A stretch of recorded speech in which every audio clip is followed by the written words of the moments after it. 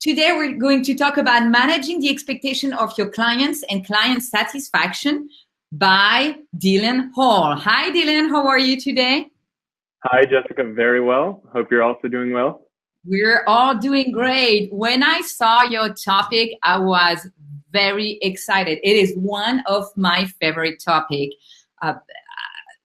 Before I start real estate, I was in a food and beverage business, and this is what we learn. We learn about client expectation and client satisfaction. And I really believe when I was a real estate agent, that's what made me successful, is making sure my client are always satisfied and make sure I can do anything for them. So you pick a really great topic, and I see you very young, and I see a lot of young generation, but a lot about like the digital marketing and CRM system and getting leads.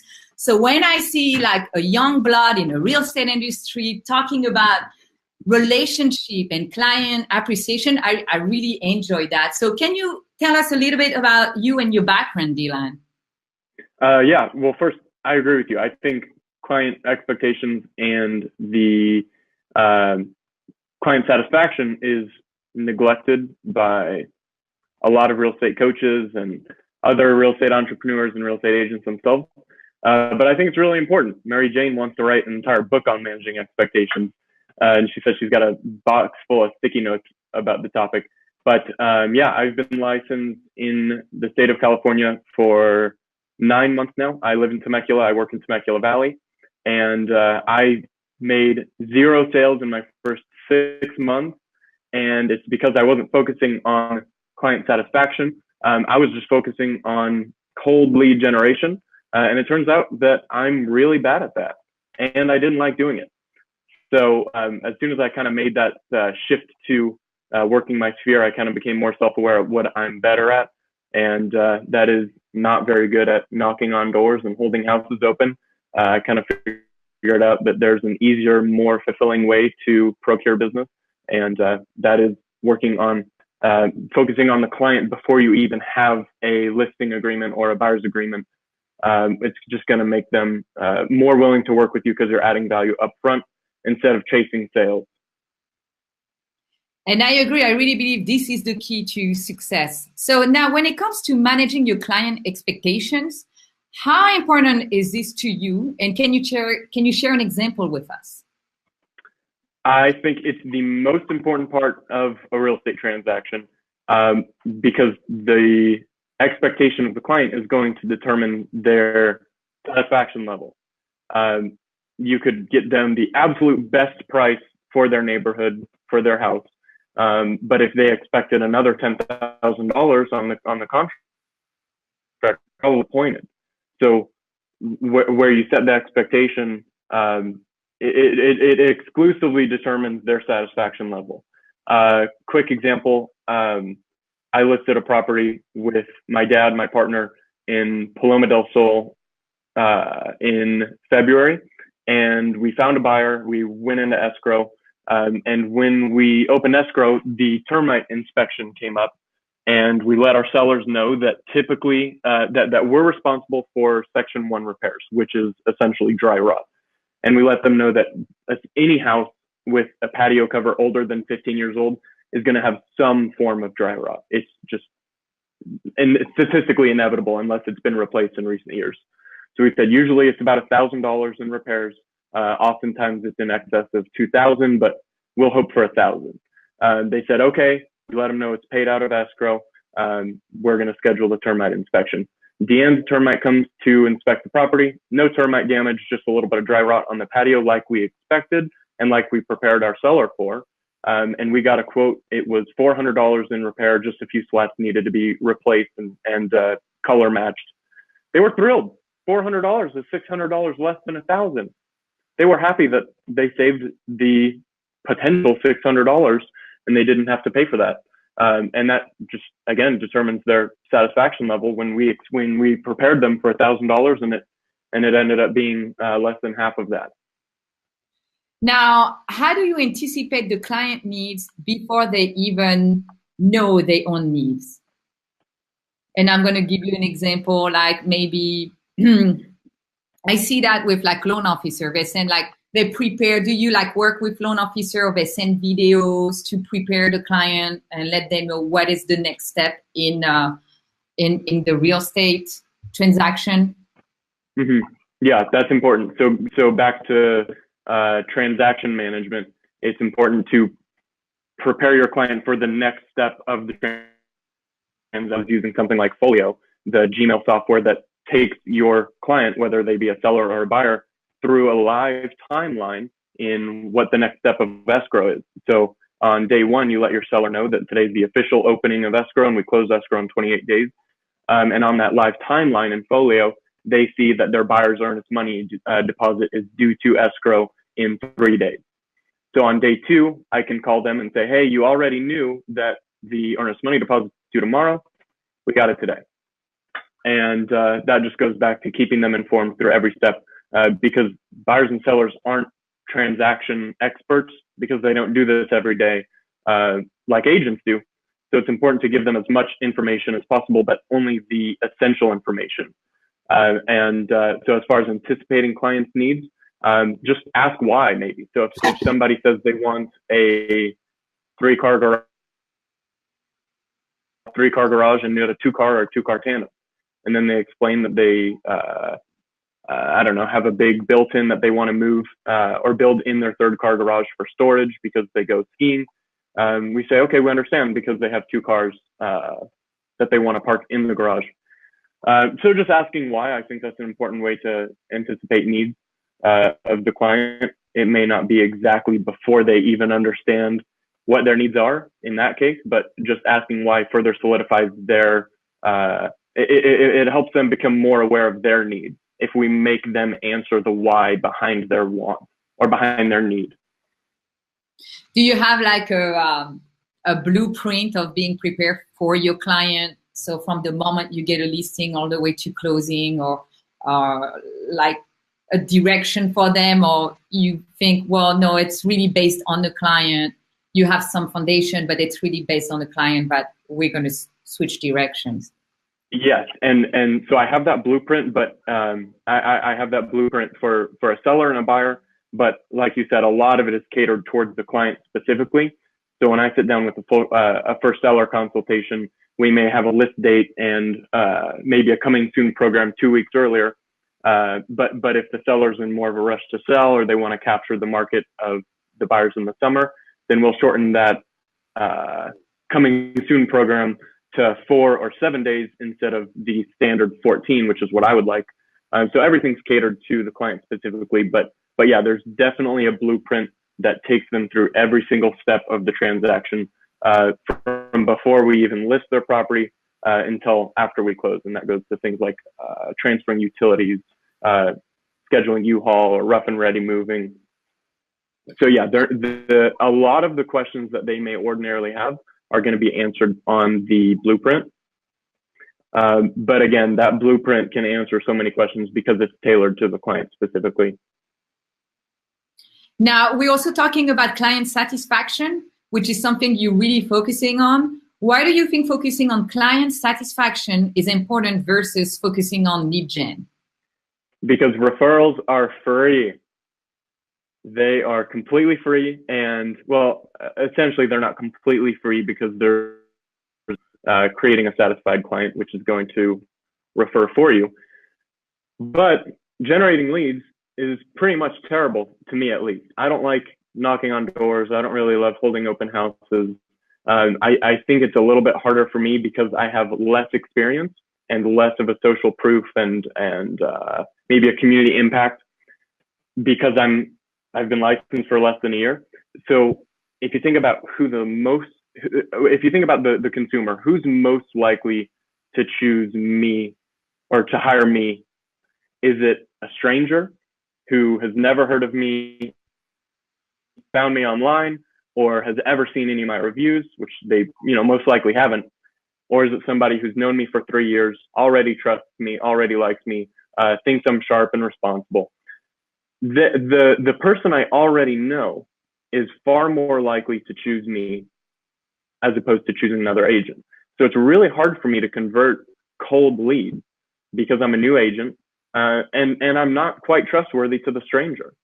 So it's like the new agents who choose to advertise on Yelp, where they pay per click based on the consumer's click of their profile or the click of their lead. So the consumer will provide the phone number, email, and name. That I only advertise new agent when I'm competing with team XYZ that has 250 Yelp reviews that are all 5-star or 4.5-star. So like when you're comparing me, the new agent with 2 Yelp reviews, to team XYZ with 250 Yelp reviews, why would the consumer choose me over them? They wouldn't. So I'm just wasting money if I'm advertising to cold leads on Yelp. And door knocking and open houses are effective and they're free, but they still take a lot of time. So why not focus on the clients that we already have and the sphere that we already have and the sphere we've been working for the last 10 years? Those are the people that are already most likely to do business with us. And I think it'd be wrong to neglect them. So now let's talk about the lead that you have.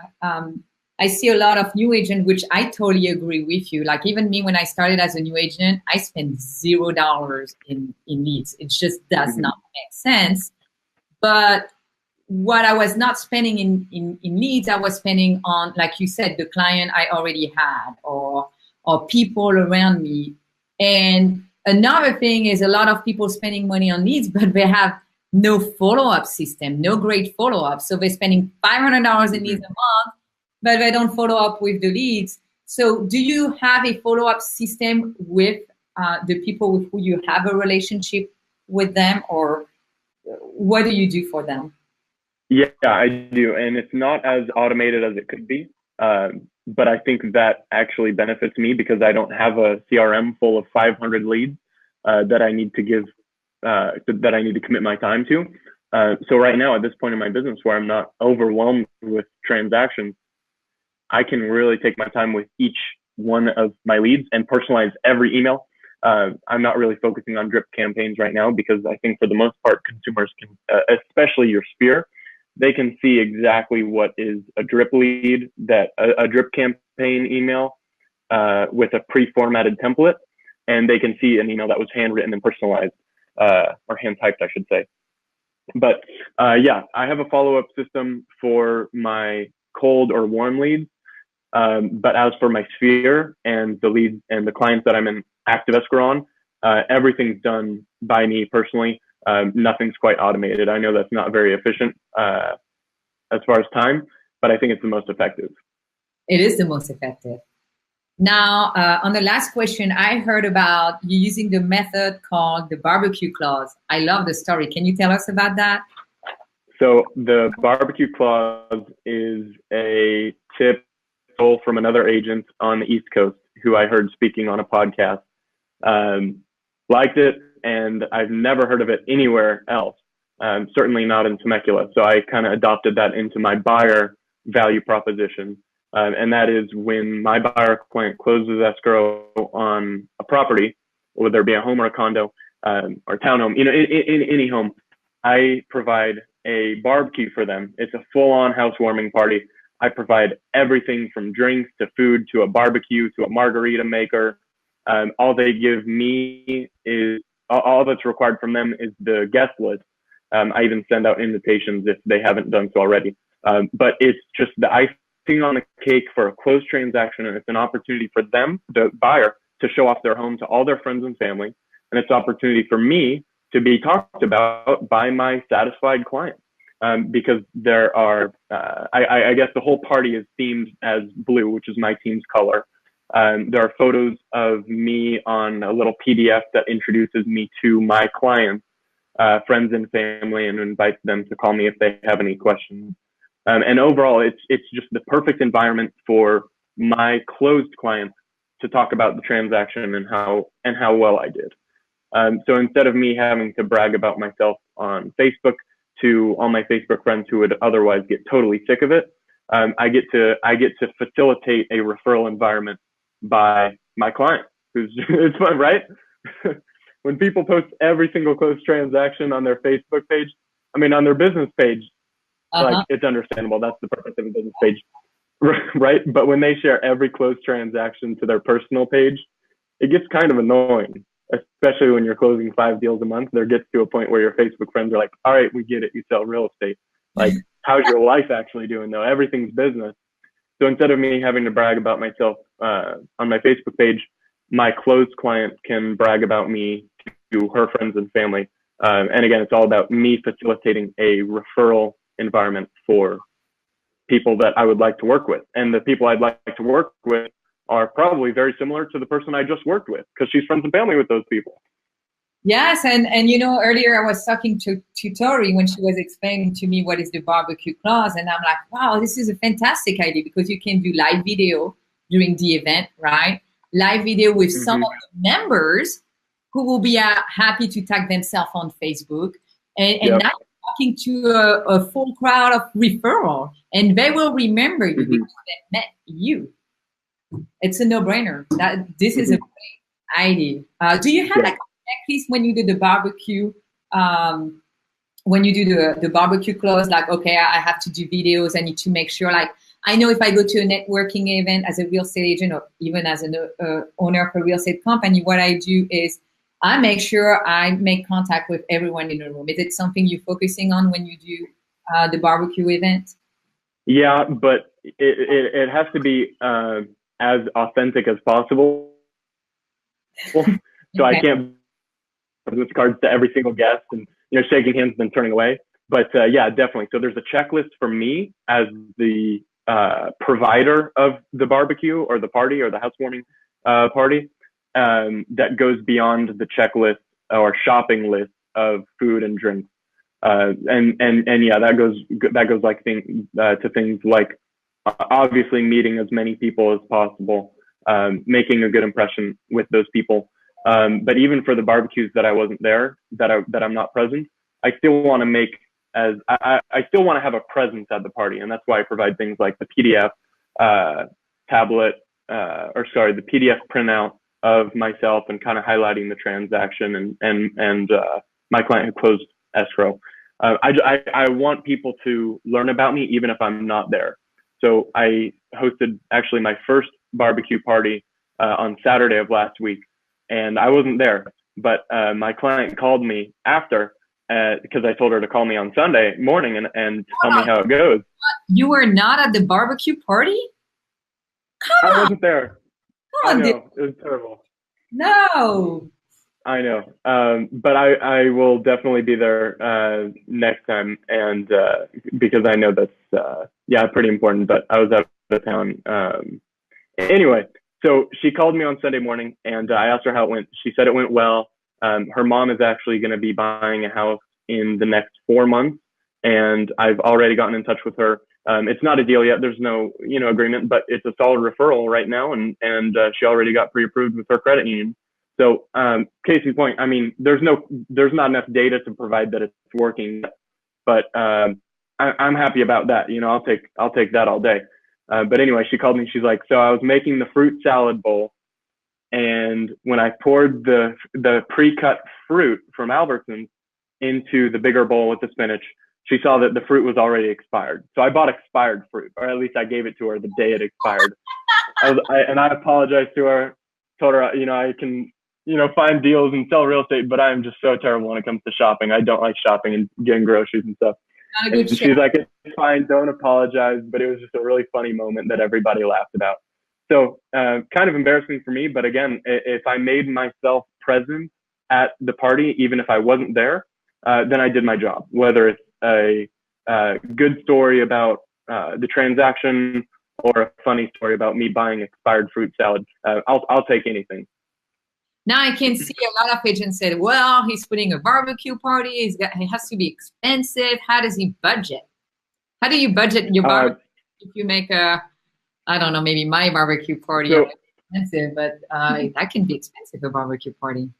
I will very, very happily allocate $500 of a commission check towards a barbecue party if I know that 50 plus people who already know my client are going to be commenting on the house and asking about the transaction and asking about me, that's as good of marketing as I can get, and $500 of allocated from any commission, whether it be a $400,000 transaction or a $250,000 transaction. It just makes sense to me.